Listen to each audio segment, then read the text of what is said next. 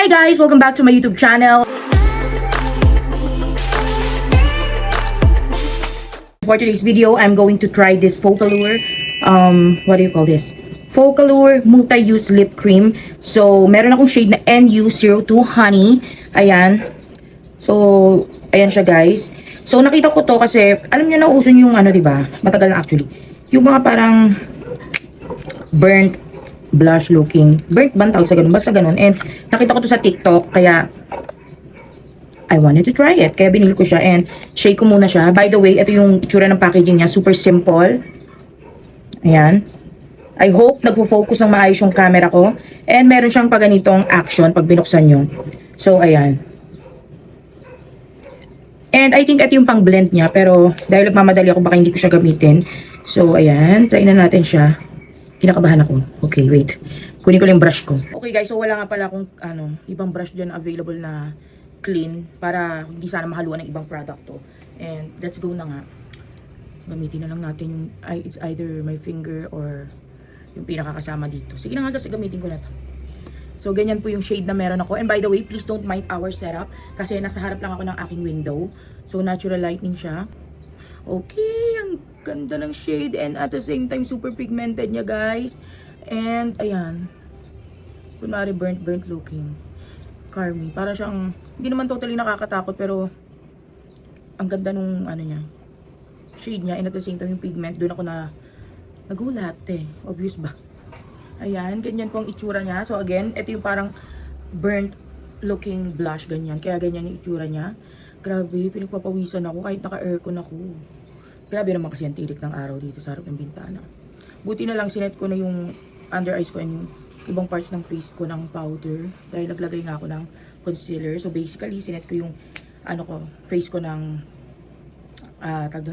ng powder do sa mga spots na nilagyan ko ng concealer.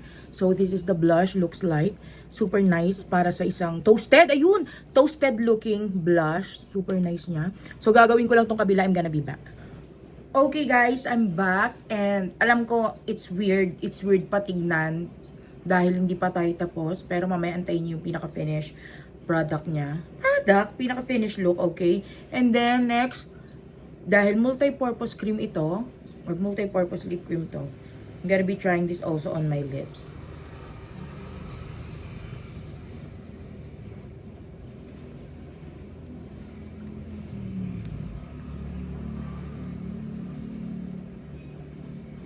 Panis. So, ayun guys, ayusin ko pa yan lahat. And then, huwag kayong matakot kung ganyan na ganyan ang pagka-color niya sa akin. Actually, in person, mas maganda siya. Medyo weird lang tingnan sa camera.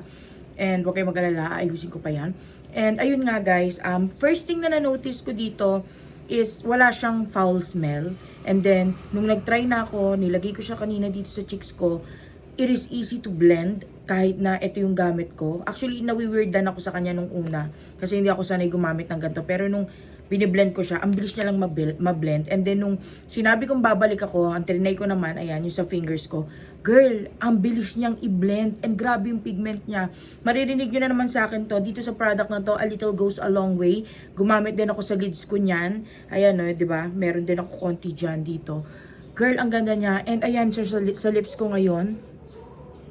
Ang ganda, diba? Ang ganda niya, girl. Talagang ma-achieve mo dito yung toasted makeup look. And i-wait nyo ako. Ayusin ko lang to. I'm gonna be back again.